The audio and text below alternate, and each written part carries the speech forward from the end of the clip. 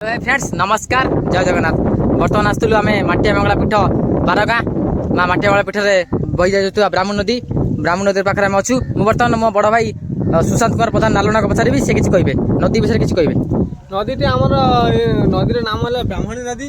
सेठारे आमर बहुत कौन सी मत्स्यजीवी मैंने भी किसी मस धरी निजर पेट पोषण कर नदी आमको बहुत भल लगुच बहुत उपकार अच्छी जमी चाष होबार संभावना रोचे किसी आम जमी पा क्षयक्षति हेले आम नदी पा उद्धार कर चाष विषय किसी उत्पादन कर नदी आम बहुत उपकार कर ब्राह्मण नदी आम बहुत शुभदायक।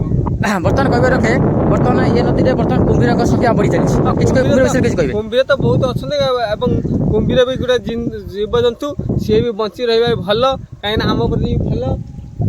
बर्तमान पचारि किसी सतर्क किसी लोक मान किसी जनइबे सतर्कता ये कहीं जाल पकड़ नईक जातु ना जदि कि जाऊँ देखिए जाल पकातु कहीं नईर कुंभीर अच्छा सी भी गोटे जीवजंतु से मारी हेनी कहीं भी रे आम परी जीवन अच्छी है जो जाल पकाउं कि देखी चाहिए जाल पकातु। धन्यवाद सुशांत कुमार प्रधान नालुना थैंक यू। जय जगन्नाथ।